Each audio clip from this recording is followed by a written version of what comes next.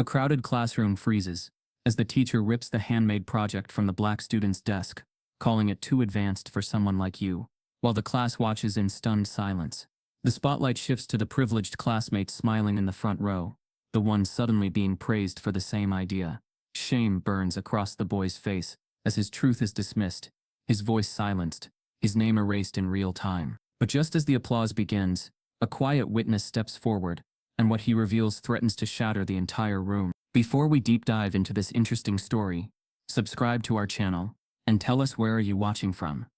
Share in the comments below. On a gray December morning at Maple Ridge Middle School, the holiday decorations hanging across the hallway felt like they were meant for someone else. The tinsel shimmered under fluorescent lights, but to Tyrese Marshall, the brightness carried a quiet reminder of how invisible he had always felt in this building. The school loved celebrating seasonal spirit, but it rarely celebrated students like him. Students who carried history in their silence and brilliance in ideas no one bothered to ask about. The annual Christmas Innovation Contest was announced as something small, something cheerful, something meant to bring the class together. Yet to Tyrese it became something deeper the moment he realized. It offered a rare chance to be seen for his mind, rather than judged for his skin. From the back row of the classroom, Tyrese watched as his classmates buzzed with excitement, already forming loud clusters of privilege and confidence around the front desks. His presence felt like a shadow stretching across the floor, unacknowledged but always there. He carried himself with caution, not out of fear but out of familiarity. He had learned how expectations worked in this school. When creativity came from him, it was framed as surprising. When it came from others, it was framed as genius. That imbalance rested on his shoulders like weight he had never asked to hold. Yet beneath that heaviness burned a need to create something meaningful, something that would speak in the quiet where no one else spoke for him. The project forming in his mind wasn't just a holiday craft. It was a story. It carried the memory of cold garage floors, of nights when his mother worked late, and he fell asleep beside the toolbox his father once used. The idea was inspired by the small wooden pieces his father used to shape and repair objects with patience and care, a craft Tyrese had watched in silence when he was younger. The project would be a functional keepsake, a symbolic gift that represented remembrance and resilience, more than decoration, more than ornament. Every detail would carry intention, and every part of it would echo the quiet pride his father had always worn before life changed so abruptly. As he sketched the first blueprint in his worn notebook, he wasn't thinking about applause or ribbons. He was thinking about legacy, about how creativity could protect fragile memories that time tried to erase. His handwriting moved carefully across the page, forming measurements and notes, layering emotion beneath precision. The classroom around him hummed with excitement, yet no one leaned his way to ask what he was building. No one wondered what his silence held. In their eyes, brilliance had a predictable face, and it was rarely hid. There was one person in the room who noticed the concentration in his eyes, the deliberate movement of his hands, the subtle determination in the way he protected his notebook from curious glances. It was Ava Reynolds, a classmate who never laughed when others made quiet remarks about who belonged and who didn't. She had seen Tyrese present his work before, seen how teachers praised his effort while handing the spotlight to someone else, framing his ideas as coincidence rather than intention. Over time, she had come to understand his restraint wasn't indifference. It was self-preservation in a place where credit seldom traveled his direction. The contest instructions wrapped themselves around the room like staged optimism. The teacher spoke about innovation, community, and opportunity, about how the school wanted to celebrate unique perspectives. Tyrese listened with guarded hope, sensing the contradiction underneath the words. Opportunity in that building had never been equal, and recognition always seemed to arrive wearing the same familiar surname. Yet he still believed in the idea itself, believed that his project could exist beyond bias, that perhaps this time truth might carry enough weight to push past silence. The following days unfolded quietly, each afternoon spent refining, shaping, and rewriting the intimate vision he was slowly bringing to life. He worked after school in the corner of the library, near the window where the winter sky watched over him. Every adjustment deepened the meaning. Every new detail added another layer of memory. In those moments, he wasn't the boy teachers overlooked. He was the architect of something fragile and powerful, something rooted in love, rather than validation. The process gave him a voice without sound, and that alone filled the empty spaces he'd grown used to carrying. But even as he built his project with sincerity and care, the environment around him carried subtle currents, glances that lingered too long on his notebook, whispers that followed him down the hallway, small remarks layered with assumptions about what he could or could not create. The imbalance felt sharp, and yet he kept going. He believed he could outrun bias with excellence, that craftsmanship might speak louder than prejudice if he made it undeniable. On the afternoon before the submission deadline, the classroom was quieter than usual, the pale winter light stretching across desks like a soft veil. Tyrese stayed behind while most students rushed toward the hallway, waiting for a meeting with Ava so he could share the full meaning of his design. It mattered to him that at least one person understood why he had created it, not for admiration, but for truth. He wanted the story behind the project to exist somewhere outside his own chest, to have another witness so his father's memory wouldn't be reduced to a line on a grading rubric. When Ava returned to the room, the air between them carried a respectful calm. Tyrese unfolded the pages of his blueprint and explained the symbolism woven into every feature, not through performance, but through steady reflection. He spoke about the way remembrance could live inside objects when voices were ignored, about how creativity could become shelter when acknowledgement remained distant. His thoughts rose carefully, layered with vulnerability and quiet strength. For a moment, the classroom no longer felt dismissive. It felt like a sanctuary where legacy could breathe. As he revealed the inner meaning behind his project, the weight of unspoken history filled the room, settling around the desks, around the door, around the places where his presence had once been overlooked. Eva listened with intent, recognizing the courage it took to share something so personal, in a school where vulnerability could be easily weaponized. Every word he shared deepened the emotional pulse of the moment, and for the first time since the contest began, Tyrese felt something almost unfamiliar, the faint sound of being heard. Yet within that fragile silence, another presence existed, one neither of them noticed at first. Beyond the doorway, just out of sight, a figure remained still in the shadowed frame of the hallway, lingering with calculated patience. The person stood close enough to hear every detail, close enough to follow the rhythm of Tyrese's explanation, close enough to let ambition twist into opportunity. The corridor swallowed their outline, but their attention remained fixed, absorbing each element of the design with deliberate care. Inside the classroom, Tyrese felt a quiet surge of hope as he closed his notebook, unaware that his vulnerability had traveled farther than intended. He believed the room had held his story safely, believed that trust lived within the walls where he stood. The winter light dimmed, stretching long across the tiled floor, and the building returned to its familiar hush as the final bell echoed faintly in the distance. The moment felt complete, like a promise sealed between truth and memory. But in the hallway, the unseen listener remained unmoving, memorizing measurements, recalling symbolism, committing every precious detail to mind with unsettling precision. The figure stepped back into the dim corridor, unnoticed and silent, carrying away a blueprint that was never theirs to claim. As the door slowly eased shut behind them, and Tyrese had no idea that his chance to finally be seen had already begun to shift into something far more dangerous. The weekend before the presentation arrived cloaked in quiet nerves and a thin blanket of early snow. While other students were rushing to finish colorful Christmas displays with glitter and cardboard, Tyrese Marshall sat at the edge of his mother's worn kitchen table, steady hands placing the final screws into the heart of something no one else could fully understand. To an outsider, it might have looked like a miniature wooden toolbox, clean, polished, delicately carved with symbols and names.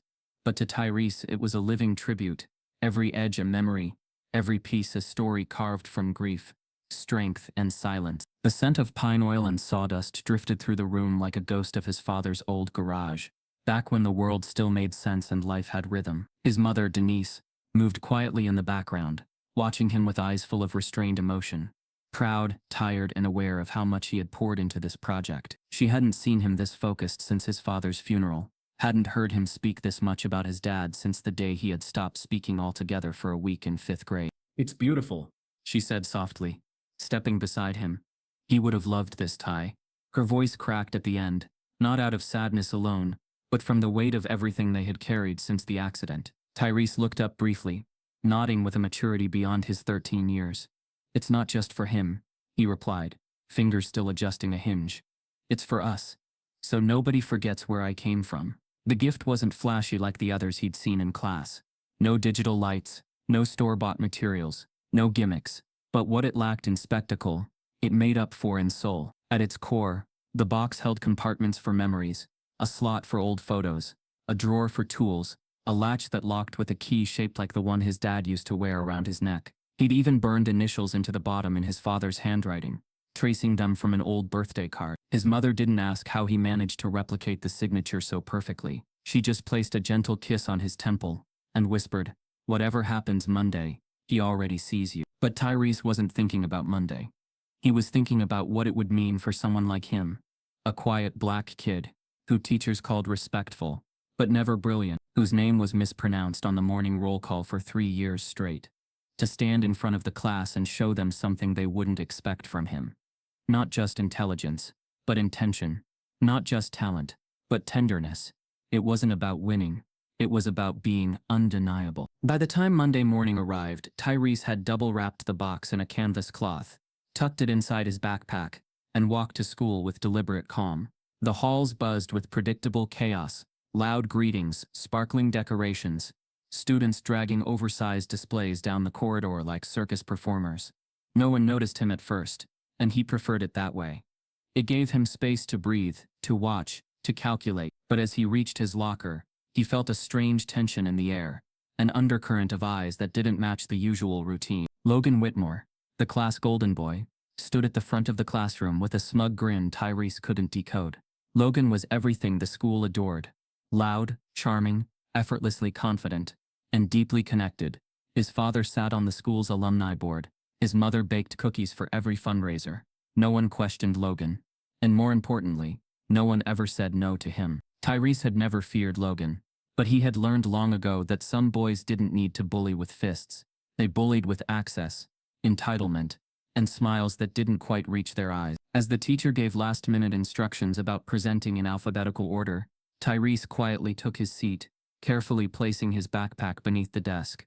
He tried not to notice how Logan glanced his way more than once, how Ava leaned over and whispered something under her breath when Logan began showing off the innovation he claimed to have designed. Tyrese couldn't see it from his seat, but he caught pieces of Logan's explanation: a memory box, symbolic compartments, legacy and tradition. The words made Tyrese's chest tighten. During lunch, he excused himself early to head outside for air. Snow had started to fall in gentle spirals, coating the back courtyard with a soft silence. He needed a moment away from the crowd, away from the noise. As he passed behind the school building, near the custodial entrance, something caught his eye. The large metal trash bin stood slightly open, a corner of paper sticking out just enough to draw attention. On instinct, he stepped closer, curiosity nudging at his calm. The second he unfolded the paper, his breath caught in his throat. It was his blueprint, not a copy, but a near replica of the first draft he'd drawn 3 weeks ago. The measurements, the labeled parts, the symbolic compartments, all there, but the handwriting wasn't his. Every inch of him froze. The lines were too clean, the strokes too confident, the letters looped in a way that mirrored, but distorted, his original marks. At the bottom, a name had been scrawled hastily: Logan W. The paper smelled faintly of glue and cologne. Tyrese's fingers trembled as he clutched the draft, mind racing to understand what he was seeing. How had Logan gotten his idea? Who had shown him? Had someone taken his notebook? His backpack had never left his side. The memory of that quiet afternoon with Ava returned like a hammer. The classroom door had been ajar. They had been alone, or so he thought. Rage didn't come first. Not even sadness. What came was disbelief, sharp and heavy, like a betrayal too outrageous to be real. His father's memory, stolen and polished for applause. His grief, repackaged for praise. The realization sank deeper as he turned over the paper and saw faint eraser marks beneath the ink. Someone had traced over his original sketch. He wanted to scream, but no sound came. The only sound was the soft fall of snow and the distant clang of a closing door. Tyrese stuffed the paper into his coat pocket and looked up at the pale sky, the wind biting at his eyes. He didn't know what he would do next. All he knew was that Logan wasn't just inspired, he had stolen, and if he'd gone this far, there was no telling what he planned to do during the presentation. Tyrese turned to walk back inside, when he noticed something else. A glint under the snow near the trash bin. He crouched and brushed it away to reveal a small, snapped pencil, the same brand he used at home, the eraser worn to the metal. It had initials on it. T. He stood frozen, snow collecting on his shoulders, realization dawning like a bruise, spreading across skin. Whoever had copied his blueprint hadn't just stolen it. They had broken something in the process and left behind a trace, assuming no one would notice, assuming no one like Tyrese would matter enough to investigate. The school bell rang again, sharp and sudden, pulling him back to the moment. He had less than an hour before presentations began. The weight in his chest pressed harder than before, but this time it wasn't just fear, it was fury, sharpened by humiliation, tightened by the centuries of silence he now felt wrapping around him like a net. Tyrese stepped back inside the building, breath steady, eyes sharper than before. His heart pounded not with anxiety, but with preparation. He wouldn't confront Logan yet. He wouldn't tip his hand, not until he knew exactly how deep this went. But as he walked past the trophy case toward the main hallway, he caught a glimpse of something even more disturbing. A teacher leaning in close to Logan, nodding with approval, and holding what looked like a grading sheet. Tyrese froze mid-step. It was the contest judge. And the smile she gave Logan wasn't just professional. It was familiar.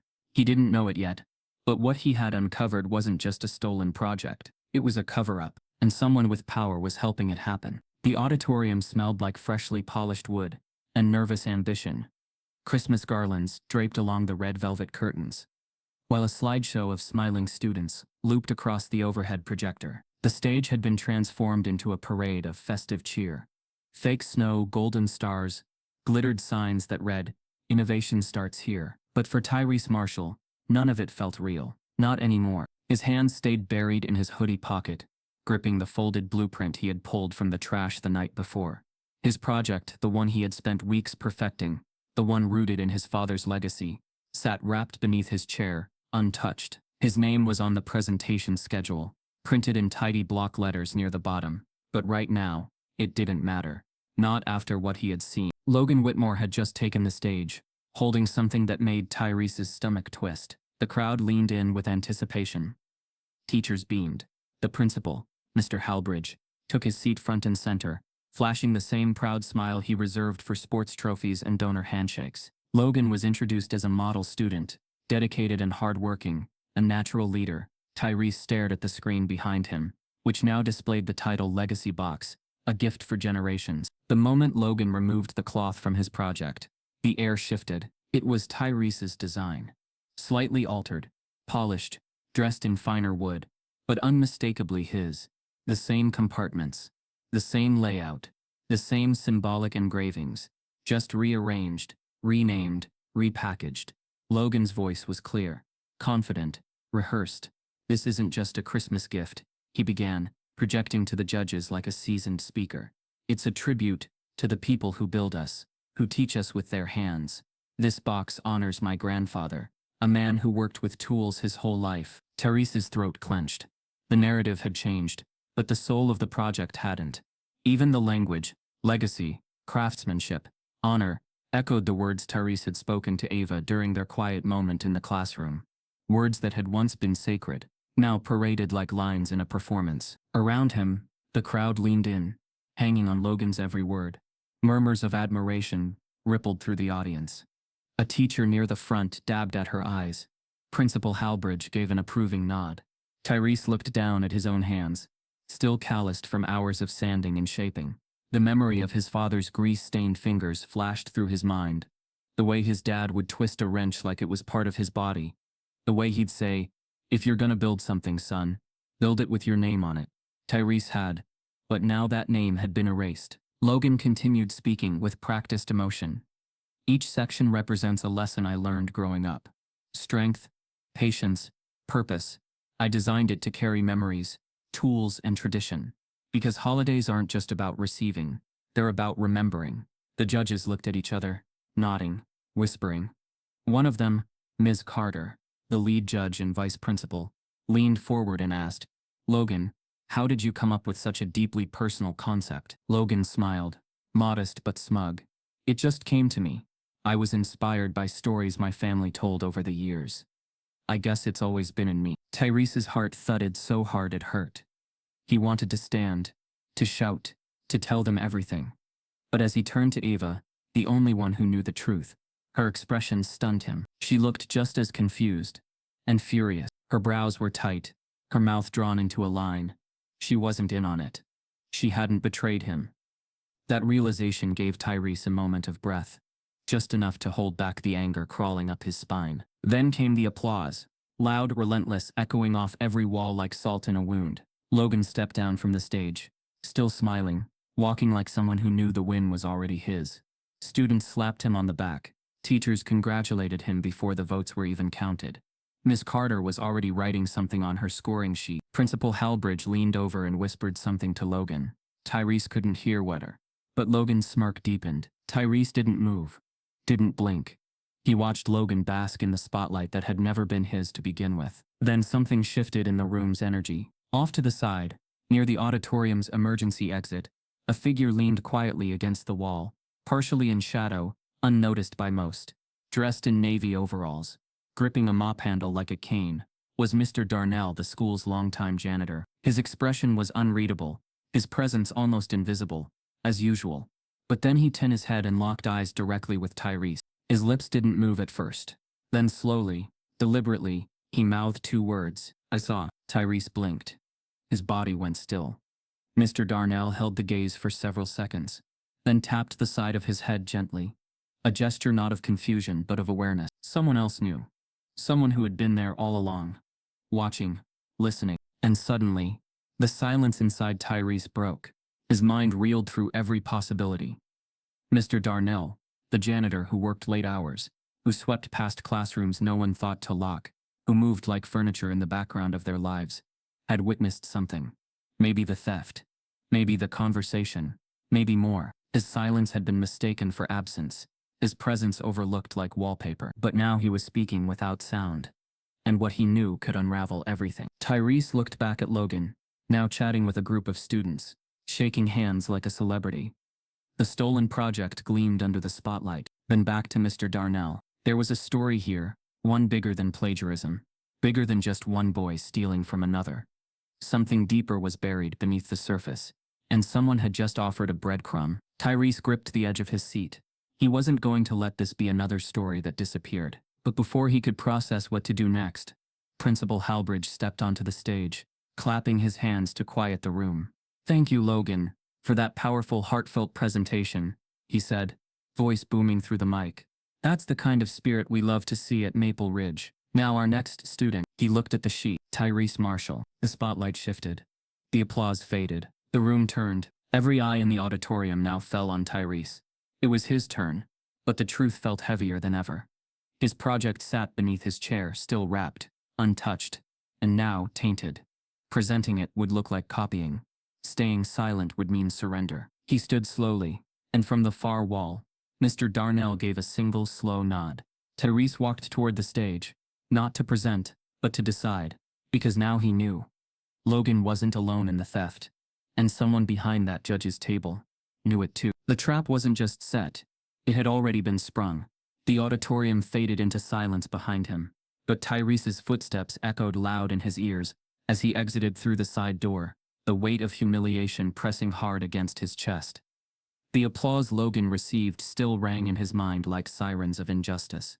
He hadn't presented his project, he hadn't said a word.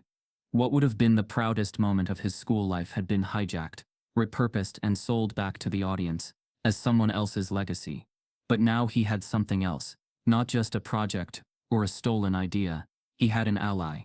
Mr. Darnell had seen something, and he wasn't just some janitor who mopped up behind everyone.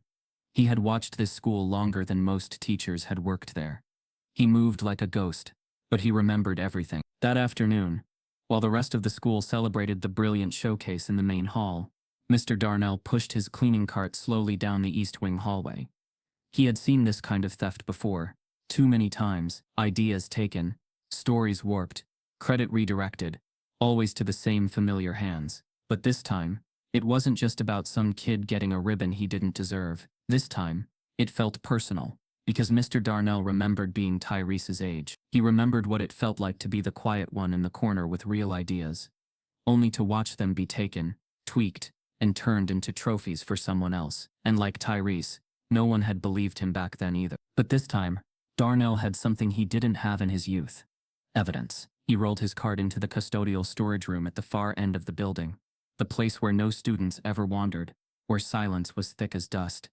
The room was cluttered with mops, buckets, old paint cans and a radio that hadn't worked since the Obama administration. But tucked in the far corner was his private locker, scratched and dented but always locked with the same key he kept around his neck. He twisted it open with care and reached inside, past faded gloves, and a photo of a boy who looked like Tyrese but 30 years younger. Then, beneath a stack of blank custodial reports, he pulled out a folded sheet of paper, worn, smudged, and slightly torn at the edge. It was a draft blueprint, a raw version of Tyrese's project. Dated 2 weeks before the contest was even announced to the full class. The margins held notes in pencil, phrases like reminder drawer, photo slot like dad's, and engraving not too flashy. The handwriting wasn't Logan's, and it wasn't printed from a computer. It was clearly written by someone thinking as they built, layering emotion into every corner of the page. And at the top, written in clear block letters, Tyrese. Mr. Darnell stared at the paper, his jaw tightening.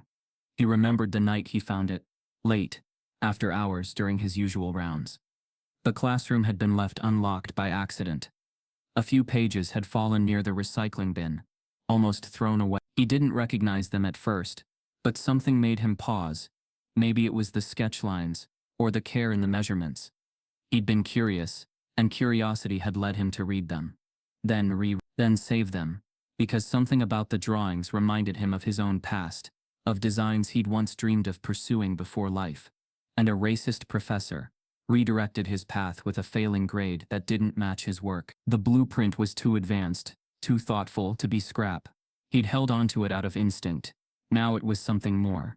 It was proof that Tyrese's design existed before Logan's version ever surfaced. He stepped back from the locker, heart thudding louder than usual, not out of fear but clarity. This was no coincidence. Logan hadn't stumbled onto a great idea. He had intercepted one, and someone in power had helped make sure it passed inspection. Mr. Darnell had no children of his own. But if he did, he imagined they would have looked like Tyrese, reserved, careful, brilliant. And he'd be damned if he let that brilliance be erased again under his watch. But as he closed the locker, he felt it. That faint, skin-pricking sensation that someone else was near. The hallway was quiet. Too quiet. The janitor's room didn't have windows, just one creaky metal door.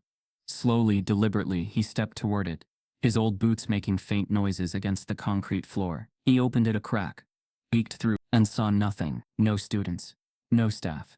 Just the polished linoleum hallway, and a sliver of late afternoon light, stretching down the corridor. He exhaled, shaking his head at his nerves, until he caught something unusual. A locker nearby wasn't fully closed. It hung open by half an inch, as if someone had closed it too fast. And just as Mr. Darnell was about to dismiss it, he noticed a glimmer, the reflection of a phone camera lens.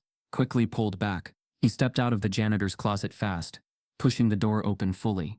But the hallway was already empty. He walked to the locker and yanked it open. Nothing, just sports gear and books. But someone had been there, hiding, listening, and that meant someone knew what he had. Suddenly, the blueprint felt heavier in his pocket. He returned to the closet, locked it up again, and removed the photo of his younger self from the inside door. Beneath it, taped to the wall, was an old USB drive. Beige, dusty, the kind that no one used anymore. But Mr. Darnell knew exactly what it held. Years ago, when the school upgraded its surveillance system, he had been allowed to take the discarded footage hard drives from the old cameras before they were trashed. Most were useless, grainy, glitchy, outdated. But he had transferred the footage to this USB, out of habit, out of nostalgia. And as he remembered the classroom footage from a few weeks ago, the night Tyrese had stayed late, the way the door had creaked open, the shape of a shadow moving behind it, he realized something. He might have caught it on tape, but only if that segment still existed. If it did, he had more than a drawing. He had visual proof of theft, and if someone was watching him now, then they were already trying to make sure that footage never came to light. He locked the USB in a smaller container beneath the sink, and sat down on a metal stool, running his fingers through the silver at his temples. He hadn't stepped into a mess like this in decades. But the memory was too fresh, the ache too familiar. He wouldn't let them silence another kid. Not again. Just as he reached for his radio, the one still wired to the school's main security feed, it crackled unexpectedly. Not with static, but with a voice. Custodial room. Janitor. Be advised. The voice cut off.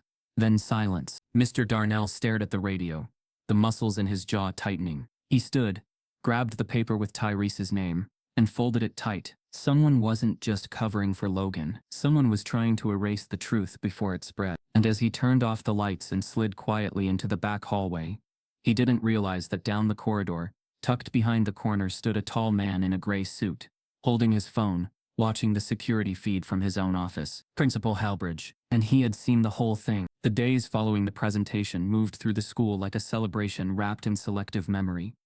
And Logan's name floated across every hallway announcement, every classroom conversation, every staff lounge remark spoken just loud enough to be overheard. Posters praising innovation went up on bulletin boards, decorated with gold borders and carefully chosen photographs that framed him as the embodiment of youthful brilliance. His project sat in the display case by the office, perfectly lit beneath a spotlight that turned his performance into legend. To the school, he had become the holiday success story they wanted to showcase.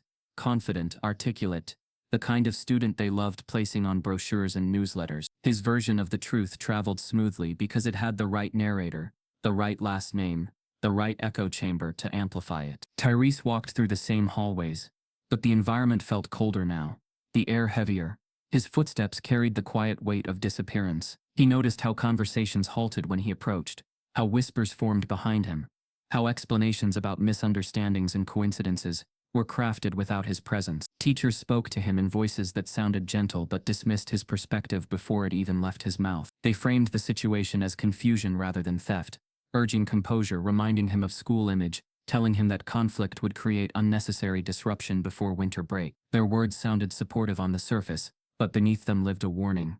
Silence would be easier for everyone. Each interaction pulled at him in small, cutting ways. A teacher suggested that great minds often think alike, that ideas can resemble one another, unintentionally. Another reminded him that accusations carry consequences, and that he should be careful before misinterpreting inspiration. He felt his truth shrink in the room, as they spoke, not because it lacked substance, but because it lacked protection. Every reassurance wrapped itself around the same message. Be quiet, keep peace, accept the outcome. The system spoke softly, but the softness had edges. Students absorbed the narrative just as quickly.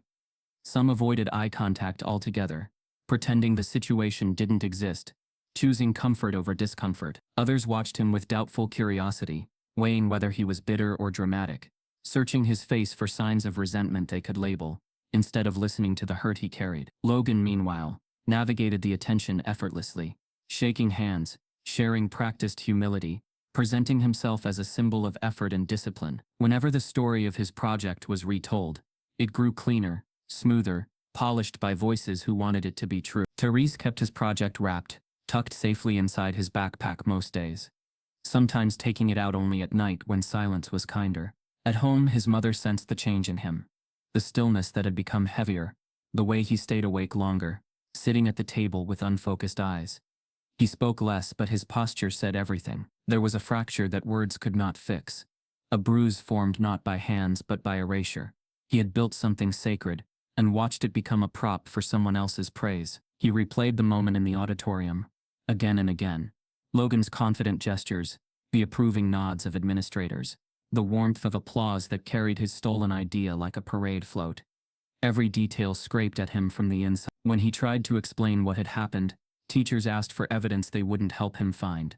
When he mentioned the blueprint in the trash, they treated it as coincidence. When he spoke about the timing of the project, they suggested he was interpreting events emotionally rather than objectively.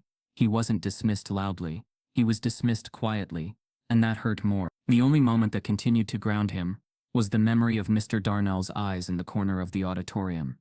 Steady, knowing, unwavering. That gaze had cut through the noise like a lifeline, telling him without words that he wasn't imagining what had been taken. The memory followed him through each day, offering both comfort and a restless urgency.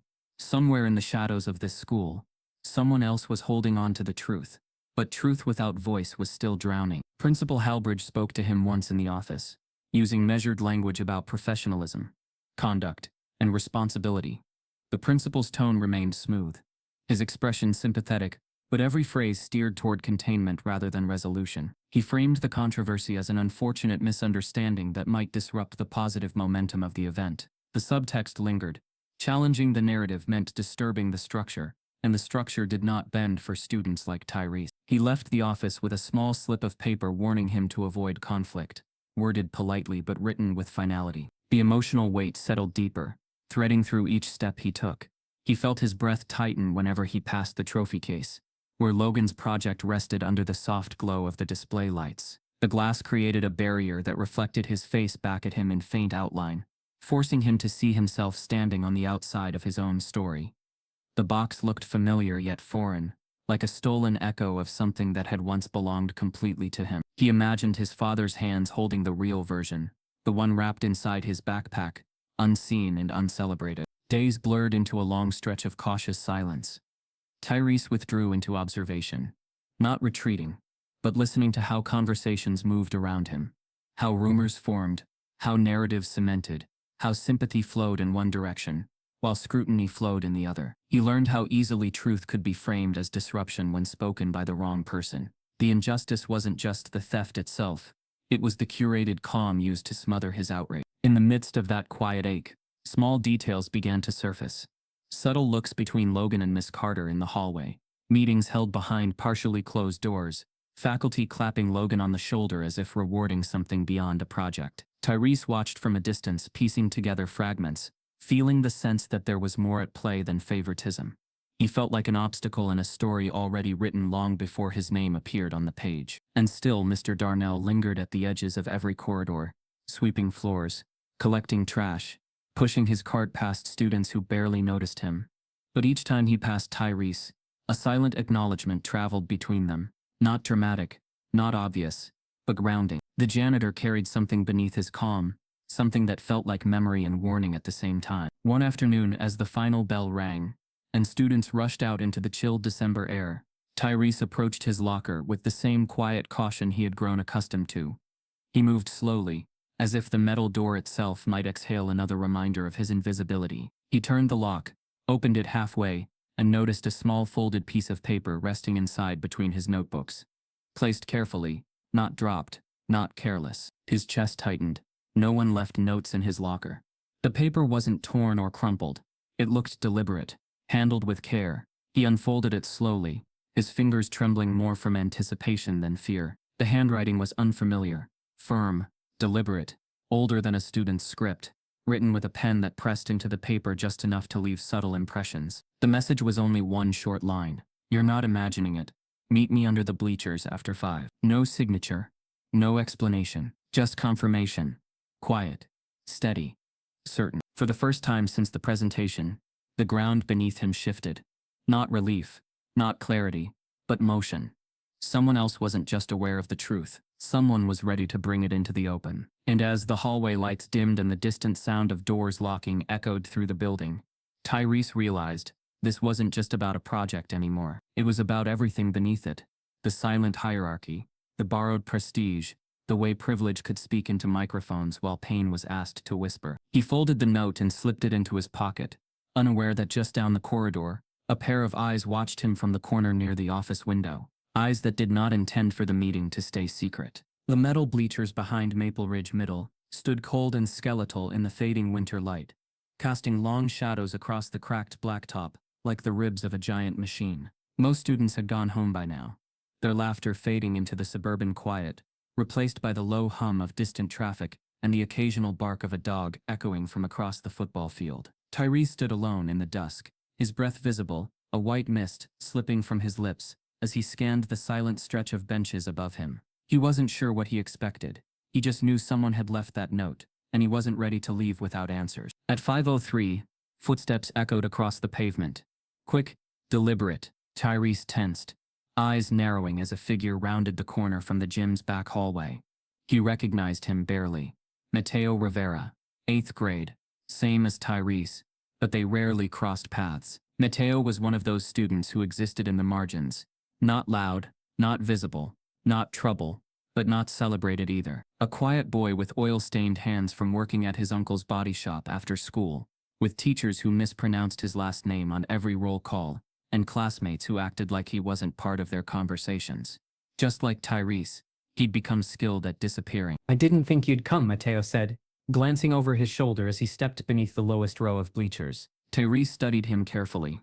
Was it you who left the note? Mateo nodded, pulling his hoodie tighter. I saw what they did to you, and I know how it feels. They sat on a thick wooden beam in the shadows, their voices low. The air was sharp with cold, but neither boy flinched. There was something sacred in the quiet, something both of them instinctively protected. Mateo didn't waste time. I had something taken last year, he said. A history project. I did this presentation on the Bracero program. My abuelo was part of it. I built a model field, like the ones in California. Even had these little wooden workers with painted faces. Spent 2 weeks on it. His jaw tightened. 2 days before the presentations, Miss Carter said the project list was too long, and I got bumped. Said my grades didn't qualify me for showcase. Tyrese frowned. But Logan presented that same year. Mateo's laugh was bitter. Yeah, with a model farm. Plastic workers. Same story, different mouth. The silence hung heavy. They called it insightful, Mateo said. Said he showed a unique understanding of Hispanic labor history. I didn't even get feedback. Just a participation certificate. Tyrese stared ahead at the parking lot. Streetlights flickering on in the distance like faint stars. It wasn't just him. And it wasn't just a one-time mistake. This was a pattern, quiet erasers buried in polite language and plausible excuses. And Logan? He was the face they kept putting on other people's work. He's done it before, Tyrese muttered, the full weight of realization settling on his chest. And the school lets him. Mateo nodded. Because he's easy to market. Clean, blonde, sharp-dressed, son of a board member. They can put his photo on the website and say, look how smart our kids are. But only certain kids. They sat in stillness, the truth heavier than the cold. Tyrese finally broke the silence.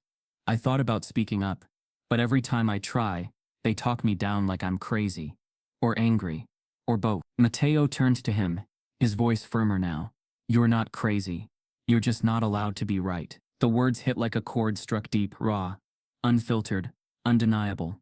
That's what it felt like. Being right, but not allowed to be. Being smart, but not credited.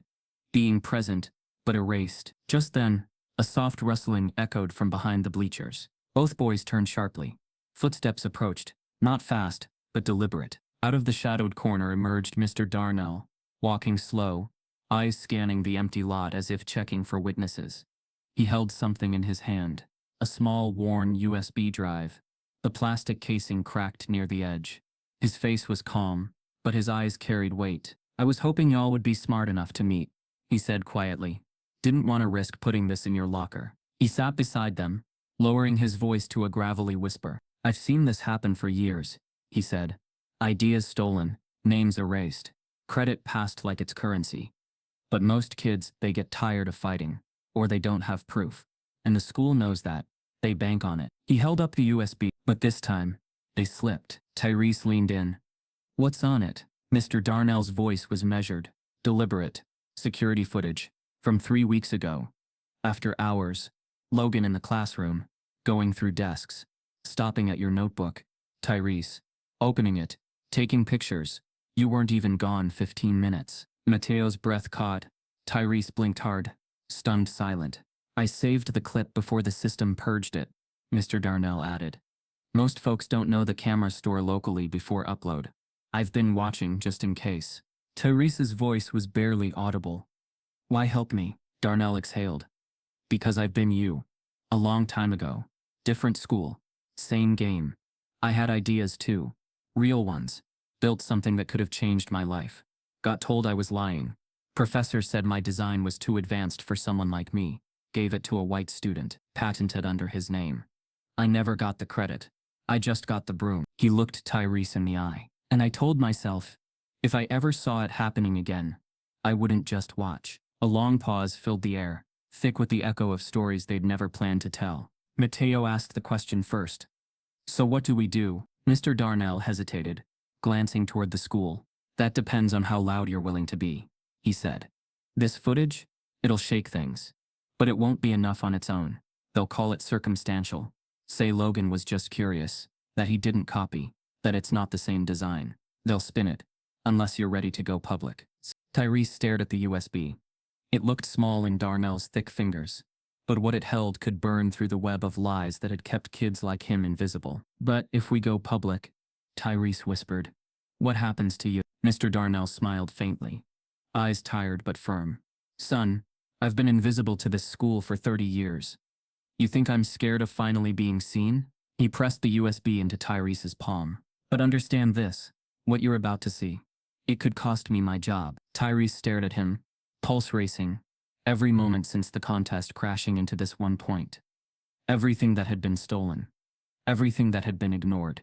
Now, in his hand, sat the one thing that could make them listen. And just as he looked up to speak, the stadium lights across the field buzzed on. All three of them froze. From across the parking lot, a black sedan had pulled up. Inside, the driver's silhouette was still, watching, waiting. The black sedan idled for a while in the shadows by the faculty parking line. Its headlights dimmed, engine humming softly like a distant warning that refused to speak its full meaning. Tyrese could feel the presence of whoever sat inside, not through motion, but through stillness. A stillness that carried intent.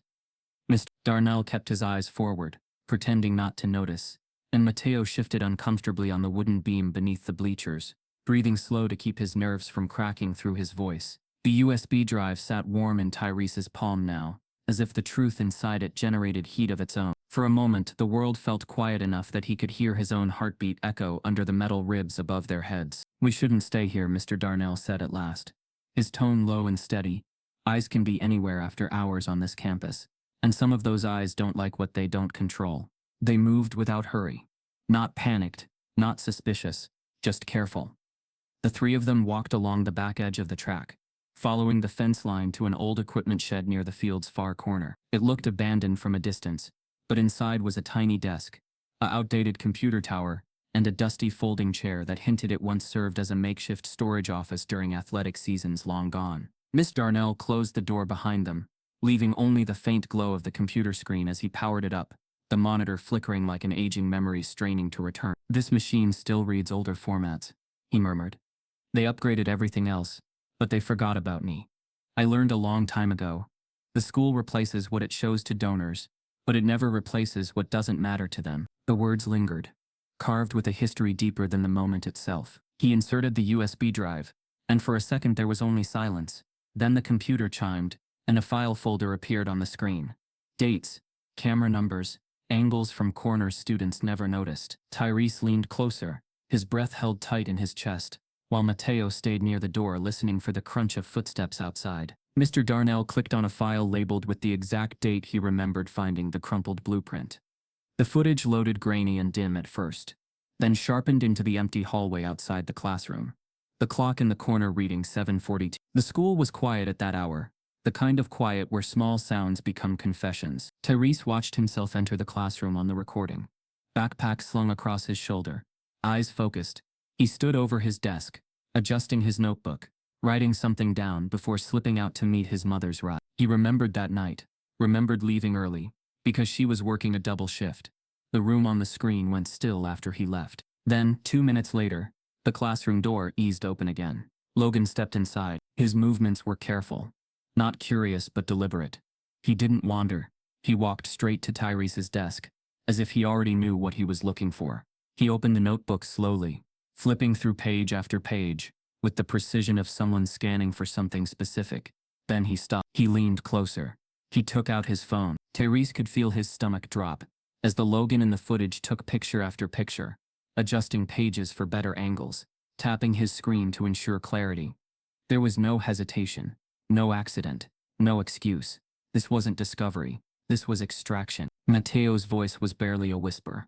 He wasn't even nervous. Mr. Darnell nodded grimly. Privilege doesn't rush when it doesn't expect consequences. But then something else shifted in the frame. A shadow outside the door. A hand appeared first, then a sleeve, then the rest of a person. Ms. Carter. She stepped into the room like someone who already belonged there, her eyes scanning the hallway once before she spoke. The camera didn't capture her words clearly, but her posture told a story. She didn't look shocked. She didn't look confused. She didn't ask why Logan was in the room after hours. She closed the door behind her. Tyrese swallowed hard, his throat thick as he leaned closer to the screen. Logan turned to her, his mouth moving quickly, nervous, eager, obedient. She walked closer to the desk, picked up the notebook, and flipped through the same pages he had just photographed. She pointed to a section near the hinge layout and nodded, then gestured toward the dimensions written on the side margins. She wasn't discovering the theft. She was reviewing it, helping him, guiding him. Tyrese's chest tightened with a slow, burning ache he hadn't known existed until that moment. The particular kind of pain that comes from realizing betrayal didn't just come from a single student, but from a system disguised as authority. It was the ache of being dismissed while someone else was handed his voice with a ribbon tied around it. Miss Carter tapped the notebook again, then handed Logan a sticky note and appeared to dictate something for him to copy. He wrote fast, nodding, confident in his safety inside her approval. When he closed the notebook, she placed it back exactly where Tyrese had left it, aligning it to erase any trace someone else had been there. Then she smiled, not warmly, not kindly, approvingly. Mateo whispered. She wasn't judging the contest. She was curating it. The realization wasn't just disturbing. It rewrote the entire experience. The applause, the praise, the speeches about innovation. None of it had been merit. It had been choreography. Mr. Darnell paused the footage, the freeze frame catching the moment right before Logan slipped the blueprint page into his jacket pocket, the one he would later discard behind the school when he no longer needed it. Tyrese looked at the still image, feeling something inside him fracture into clarity. They knew it wasn't his, he said softly. They knew, before the contest even started. Darnell's voice came low, controlled, not angry, but deeply wounded in a way that came from memory, rather than shock. This isn't the first time someone like you was told to be quiet so someone like him could shine. But it might be the first time there's undeniable proof that the shine was manufactured. He hit play again. The footage continued. Miss Carter patting Logan's shoulder, whispering something as they walked out together, leaving the room as if nothing had happened. The camera whirred quietly, the hallway lights dimming as the building settled into silence. No one else entered that room again. No one but them. Tyrese stood there, not breathing for a moment, the truth filling the spaces where doubt had once been forced to live. Mr. Darnell opened another file, a backup angle from a different hallway camera on the same night. It captured Logan and Miss Carter stepping into the back stairwell. But what stopped Tyrese cold wasn't the act of leaving. It was the figure waiting at the bottom of the stairs. Principal Helbridge. He wasn't surprised to see them. He wasn't confused about why they were together after hours. He didn't even speak in reprimand. He simply rested his palm on Logan's shoulder, leaned forward, and exchanged quiet words with Miss Carter, words accompanied by a nod that didn't belong to a man caught off guard. The footage didn't reveal their conversation, but it revealed complicity, deep, structured, protected. The room around them fell silent again. Not empty silence, but thick, pulsing silence, heavy with realization. Mateo exhaled slowly, the breath shaking despite his effort to keep calm. They built the win before the contest even existed, he said. Tyrese looked down at the USB drive that had brought them here. It was more than evidence. It was history captured in pixels, years of whispered injustice crystallizing into something undeniable. He felt the anger in him transform, no longer chaotic, no longer desperate. It sharpened into purpose. He reached into his pocket and removed his phone. If they won't believe my voice, he said quietly, they'll believe what they tried to hide. Mr. Darnell hesitated, not in doubt, but in concern. Once you move this from here, there's no turning back. They'll know the footage didn't disappear like it was supposed to, and they'll know who had access. Tyrese nodded.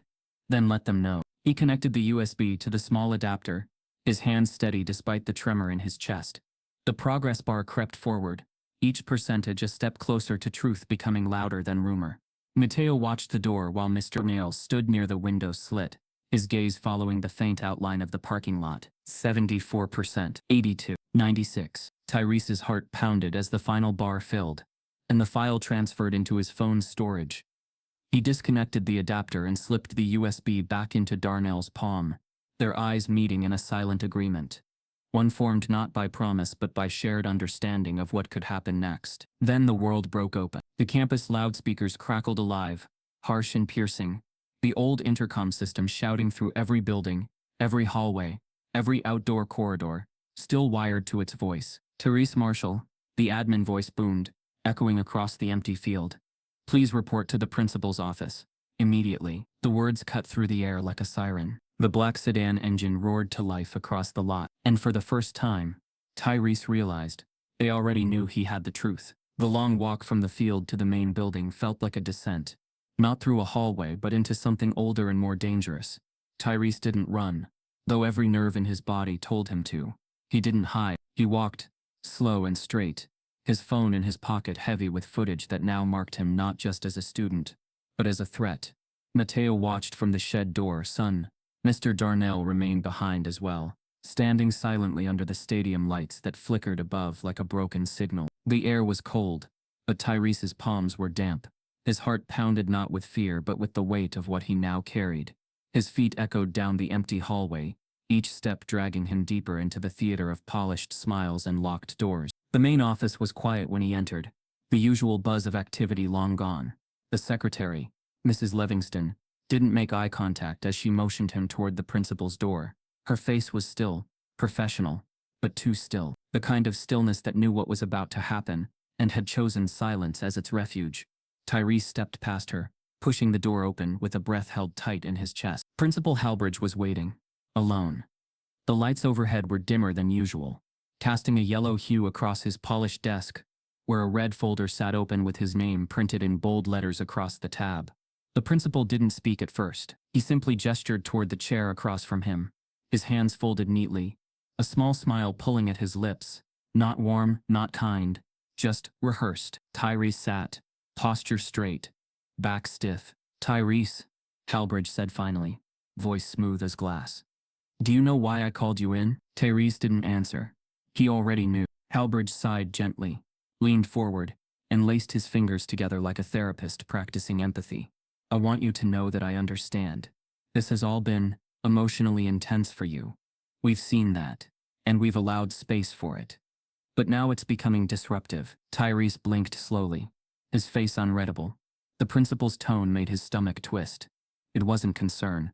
It was containment, dressed in courtesy. There are rumors circulating, Halbridge continued. Rumors suggesting that another student may have copied your project. And I want to be very clear about this. Rumors damage more than reputations. They damage futures, especially yours, if you're not careful with what you say. It was the way he said especially yours that made Tyrese's pulse flare. It wasn't a warning. It was a leash. Sir, it wasn't a rumor, Tyrese said, his voice calm but pointed. It was mine. I built it. I wrote it. I have. Halbridge raised a hand, sharp and interruptive. Tyrese, you're very intelligent. We all know that. But intelligence isn't permission to create conflict where we've worked hard to create unity. Tyrese stared at him. So Logan gets credit. And I'm the problem for telling the truth. Halbridge's smile faltered, for just a second before returning with practiced control. We're not here to talk about blame. We're here to talk about outcomes. Your accusations, regardless of their foundation, have caused considerable disruption. Carter is deeply hurt by the implications. Logan's parents are understandably upset. Tyrese's fists clenched in his lap. He could feel the USB still in his pocket, the weight of it almost screaming now. Do you want to know what I saw? He asked, barely containing the fire in his voice. On that footage, Halbridge leaned back slightly, expression tightening. I'm not interested in discussing illegally obtained media. Tyrese laughed, bitter, low. So now it's illegal? It's only illegal when it shows what you don't want anyone to see. The principal's eyes hardened, and the warmth drained from his tone completely. Tyrese, he said sharper now. Let me be absolutely clear. If you distribute anything, if you attempt to present this to the school board, to parents, to the media, it will not end the way you think it will. This school has a long-standing reputation, a reputation that protects all its students.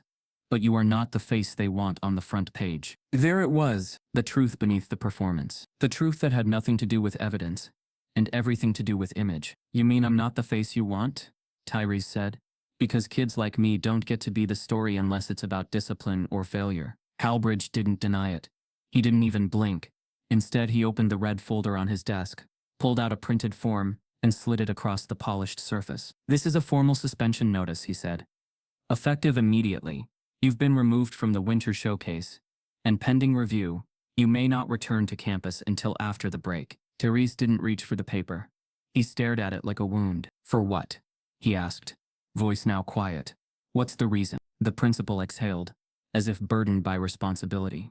Disruption, insubordination, and violation of digital use policies. The file you accessed was not authorized for student viewing. It compromises staff privacy. I'm sure your mother will understand once it's explained. Tyrese almost spoke, almost exploded, but something stopped him. A shadow moved past the glass window in the door. Then, without warning, the door burst open. Mr. Darnell stormed into the room, his overalls still smudged with dust, his face flushed not with panic, but fury sharpened by purpose. In his hand he held a framed photo. Old, large, the kind that hung in school lobbies next to donor plaques. Tyrese had never seen it before, but Halbridge had, because the color drained from the principal's face the moment he laid eyes on it. Darnell dropped the frame on the desk with a dull thud. The glass cracked slightly at the corner. "This what you call protecting the school's image?" he asked coldly. Tyrese stood, walking around to see the photo. At first it looked like any school gala picture. Suits, handshakes, the same polished smiles. But then he saw the faces. Halbridge, younger, clean-shaven. Beside him, Logan's father, not in a casual pose but in a formal handshake. Both of them standing beneath a banner that read Whitmore and Halbridge Development Initiative. Education through legacy. Tyrese stared. Mr. Darnell didn't blink. "That's from 12 years ago," he said. "Back when Logan's daddy started funneling money into this district. Back when you promised his family their son would always shine bright under your roof. That's the quote from your grant pitch, isn't it?" Halbridge didn't answer.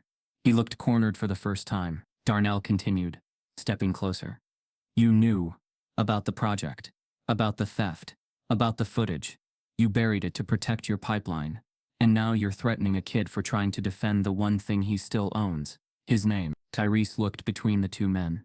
The office felt smaller now. Hotter. Every wall closing in on the lie they'd been asked to pretend wasn't real. "I have the footage," Tyrese said softly, "and I'm not scared of what happens next." Halbridge's voice dropped low, almost a growl. "If you take this outside the school, you will regret it. I promise you that." Mr. Darnell leaned forward. "Then maybe regret's overdue." Before anyone could speak again, the intercom crackled once more overhead. But this time, the voice wasn't school admin. It was a woman's voice. Crisp. Measured. Unfamiliar. "This is Rachel Hayes, investigative reporter for Channel 14. We're currently outside Maple Ridge Middle, and we've received files that suggest misconduct in the school's academic award process." Halbridge shot to his feet, including a confidential video that implicates a senior faculty member and raises serious ethical questions about contest integrity. Tyrese's breath caught. Someone had already leaked the footage, and someone had given it to the press. The words from the intercom lingered like thunder after lightning. Sharp, echoing, impossible to silence. "Channel 14, confidential footage. Faculty misconduct." The color drained from Principal Halbridge's face faster than logic could reach for denial. He reached for the switch under his desk, cutting the PA system mid-broadcast. But the damage had already been done. Outside, the red glow of a news van's lights flickered through the frosted windows of the front office. Voices stirred in the hallway. Movement returned to the once quiet building, like a wave crashing against the shore of something long kept hidden. Tyrese didn't speak. He didn't need to. His truth was finally louder than the polished lies that had tried to swallow him whole. His body remained still, but his spirit burned with a fire that wasn't rage. It was resolve. Halbridge stood behind his desk, breath shallow, the false confidence that once filled the room now reduced to silence. Mr. Darnell watched him with quiet disgust, the photo frame still lying cracked between them, its evidence speaking louder than any denial could. "We're done here," Darnell said at last. "Unless you've got something worth saying." Halbridge didn't. Not now, not with a camera crew pulling up outside the building, not with the truth dancing down the wires of public exposure. He sank into his chair as if gravity had suddenly remembered him. Eyes no longer meeting theirs. For the first time, the man who ran the school didn't look powerful. He looked like what he'd always been. Someone who played gatekeeper in a system designed to keep kids like Tyrese out of the spotlight and under control. Darnell turned to Tyrese and motioned for him to follow. No more hallway detours. No more coded silences. It was time to show him everything. They walked through the main corridor, the hum of tension vibrating under every tile. Teachers peeked from classrooms, eyes wide with rumor but mouths tight with fear. The truth hadn't just cracked the surface, it was leaking into the bones of the building now. Tyrese followed Miss Darnell to the east wing, the oldest part of the school. Dust floated in the still air, and every creak of the linoleum sounded like a secret too tired to stay buried. At the end of the hallway stood the infamous Maple Ridge Hall of Fame. The wall stretched nearly 20 feet long, framed with a dark wood border and spotless glass that reflected the school's preferred legacy. Dozens of portraits hung in perfect rows, students from decades past, smiling, successful, almost all white. Each nameplate told a story of excellence. Science fair winners, essay champions, invention showcase legends. Their accomplishments were polished, preserved, and presented as proof of the school's legacy of brilliance. But Tyrese noticed something immediately. Nowhere in those frames was a face that looked like his. "You ever seen yourself on this wall?" Darnell asked, breaking the silence. Tyrese shook his head. "No." "You ever seen anyone who looked like us?" "No," Tyrese said again, this time quieter. Darnell nodded like he expected that answer. "That's not by chance." He reached into his jacket and pulled out a worn manila folder. Thick, filled with names, photos and photocopied documents that looked older than Tyrese's mom. He opened it slowly and handed the first paper to Tyrese. "Ever heard of Sean Dunbar?" Darnell asked. Tyrese read the name. "No." He designed a prototype for a foldable solar panel backpack. 1998. It made the local paper, won the regional science fair. School told him he couldn't advance to state because he submitted it late. But guess who entered the exact design the following year? A student named Connor Dane. He made the wall. Got a Stanford scholarship. Never once gave Sean credit. Therese stared at the documents. 2 identical diagrams, dates just 1 year apart. Elia Johnson, Darnell continued, wrote a short story for the state's creative writing competition.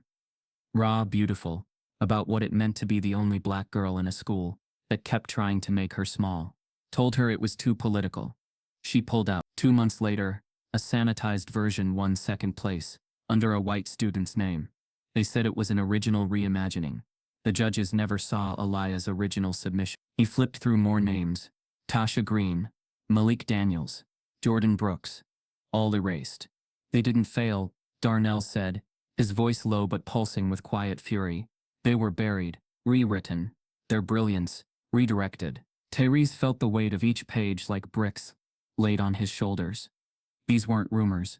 These were receipts, blueprints, essays, printouts from archived yearbooks, newspaper clippings that featured the wrong names on the right ideas. It was a graveyard of stolen potential, lined up beneath a wall that only honored those deemed safe enough to be celebrated. "What happened to them?" Tyrese asked, throat dry. Darnell closed the folder slowly. "Some gave up, some transferred, some disappeared, and some of them never created again. Because when you're told enough times that your voice doesn't matter, eventually, you stop speaking." Tyrese looked back at the wall, his eyes moving across the rows of smiling faces. "How long have you known all this?" Darnell took a breath. "Since before I took this job. I graduated from this school in '84. Back when this wing still had chalkboards and asbestos. Back when I built something I thought would change everything." He reached into the folder one last time, his hand trembling slightly, and pulled out a single document, yellowed, faded, folded into thirds. He handed it to Tyrese like passing a torch. Tyrese opened it slowly, carefully.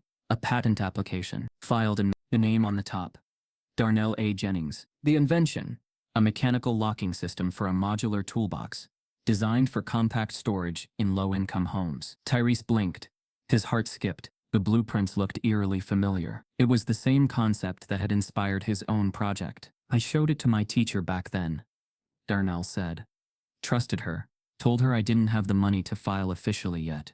She told me it wasn't worth much, that it wasn't technically feasible." He pointed to the rejection stamp on the patent. Next year, a white student submitted a near-identical design. His dad worked in manufacturing. They had the money, the connections, the right last name. His version got published, got picked up by a sponsor. By the time I tried to challenge it, it was already gone. His name was on it. Mine never existed. Tyrese looked up, stunned. "So this whole time, Darnell said, "Boy steady. I've been sweeping a floor beneath a wall that tells lies." They both turned back to the wall. Once a display of excellence, now a monument to erasure. Tyrese stepped closer. "We should take it down." Darnell shook his head. "No, we don't tear it down." "Then what do we do?" Darnell looked at him, eyes full of something fierce. "We add to it, with the truth. We tell every story they tried to hide. We show the receipts, and we let people see what real legacy looks like." Tyrese nodded, his grip on the folder tightening. But before he could respond, a sudden crack echoed down the hallway. Glass, breaking. They both turned sharply. Down at the far end of the corridor, someone had shattered the Hall of Fame's main display case, and standing just beyond the broken glass, illuminated by the flicker of the emergency light, was Logan, holding a fire extinguisher, his eyes wide, his hands trembling, and behind him, the hallway camera's red light blinked off. The jagged glitter of the shattered display glass still clung to the floor like frozen tears when Logan disappeared down the corner of the hallway, the fire extinguisher rolling in a slow, hollow circle, before coming to rest against the wall. Mr. Darnell didn't chase him. Tyrese didn't either. They both understood in that moment that Logan wasn't trying to destroy evidence. He was trying to erase the mirror that had finally shown him who he really was inside it. The Hall of Fame no longer looked like a wall of glory. It looked like a mausoleum cracked open, the ghosts of buried truth spilling out where everyone could see them. Security alarms wailed for a few moments before abruptly cutting out. Someone had killed power to the cameras and sound system at the same time. The silence afterward rang louder than the sirens themselves. Tyrese could feel the echoes of decades vibrating through the ground he stood on, as if every student who had ever been erased had finally found their voice and pressed it into the silence. Mr. Darnell bent slowly, not to pick up glass but to gather the scattered names that had fallen from the shattered frame. The papers from the file had slipped from Tyrese's grip in the chaos. Sean, Aliyah, Malik, their histories now lying in the open instead of trapped inside a folder no one was supposed to see. Darnell handled them not with panic but with reverence, as though each page was a memorial and a confession at the same time. "This didn't start with you," he said quietly, his voice steady but wounded, as Tyrese knelt beside him to help gather the fallen sheets. "It didn't even start with me. This place has been writing the same story for longer than either of us has been alive." Tyrese swallowed hard, his throat tight. Why didn't anyone fight it? Darnell gave a faint, tired smile, the kind a man wears when he has lived through too many winters and remembers what every one of them cost. "Some tried," he said, "but fighting from inside the system feels like screaming underwater. You use up all your breath before anyone above you even realizes you're drowning." They stood, the hallway filled with ghostly quiet, portraits still hanging where glass had once protected them, now vulnerable, now exposed. Darnell's fingers lingered over his own name, at the bottom of the patent printout, as if touching it might bring back the life it should have left. Tyrese watched him closely. For the first time he saw the man not as a quiet janitor with weary shoulders, but as someone who had once stood exactly where Tyrese stood now, brimming with potential, daring to believe that brilliance could be enough. "What happened after your design got stolen?" Tyrese asked. Darnell leaned against the wall, his voice carrying the cadence of memory. Slow, heavy, each word walking out of a place he didn't visit often. "I fought," he said. "I wrote letters, showed drafts, took copies to the district. They said I was mistaken, said I must have seen the design after the fact, and convinced myself it was mine. The boy's father had a lawyer before I even filed my first response. They told me to move on, that I should be grateful for the education instead of bitter about recognition." He paused. "That's the word they always use when people like us demand truth. Bitter." Tyrese's chest tightened at the familiarity of it, how easily the world turned righteous anger into character flaw, whenever it came from the wrong mouth. "They said I was angry," Darnell continued. "Unstable. Not a team player. I lost my scholarship before the semester ended. By the time I got my footing again, the design was already patented. My name had been peeled off before it ever touched paper." He looked around at the wall as if greeting ghosts by name. "So I came back here, to work. To stay close to the place where I first believed I belonged." Tyrese absorbed the confession like oxygen and poison at once. The man had not just witnessed a cycle. He had lived inside its jaws. "And you never left?" Tyrese asked. "I wanted to," Darnell said softly. "Many times. But leaving meant letting them rewrite me as a footnote. Staying meant I could still see kids like you coming. It meant I could do something, even if it was small, even if it was quiet." He exhaled, the memory visible in his eyes. Not regret, but a grief that had never been given permission to grieve. "And when I saw your blueprint," he said, his voice cracking just slightly, "I saw the boy I used to be." The hallway lights flickered, as if reacting to the truth stretching its arms inside the building. Tyrese looked down at the patent paper again. The edges yellowed, the ink faded, but defiant. He imagined the life it could have lived, if it had been allowed to belong to the man who made it. He imagined inventions, success, recognition, a life built on pride instead of apology. "Do you ever think about what would have happened?" Tyrese asked, "if they hadn't taken it?" Darnell didn't hesitate. "Every single day." The admission landed like thunder, not violent, but undeniable. And suddenly, the pain Tyrese had been carrying stopped feeling like his alone. It no longer felt like an isolated injustice inside a single moment. It felt like a continuation, like he was standing on a staircase built out of every stolen idea before his, every buried brilliance, every quiet name erased from a plaque. He understood now. This wasn't simply about Logan. It wasn't even just about the school. It was a lineage of erasure. Polished, funded, protected. And he had walked right into the center of it. Darnell folded the papers and placed them back carefully. But this time there was no sense of secrecy. They were no longer hidden artifacts. They were evidence that refused to go back to sleep. We're not going to let them bury this again, Therese said, a quiet fire in his voice. Darnell gave a slow nod. Not this time. The faint echoes of footsteps sounded down the far stairwell, hurried, anxious, and Darnell gestured for them to leave the wing before administrators flooded it. They moved through the corridors, papers secured, plans unspoken but alive in their silence. That night, the school looked empty from the outside, but nothing inside it slept. The sky above the building hung in a deep winter hush as Mr. Darnell returned to the custodial wing, long after everyone else had left. He walked slowly to his storage closet, the one place that had always felt like his alone, and unlocked the door with the key worn smooth from decades of turning. The light hummed to life, overhead, revealing the same narrow shelves, the same battered stool, the same old radio resting beside the sink. The room felt smaller somehow, as if time itself had leaned in. He moved to the small lockbox beneath the sink, the one where he kept the USB drive when he wasn't carrying it. His hand hovered over it for a moment, his instinct whispering hesitation. He had planned to take it home. He had planned to sleep with it beside his bed.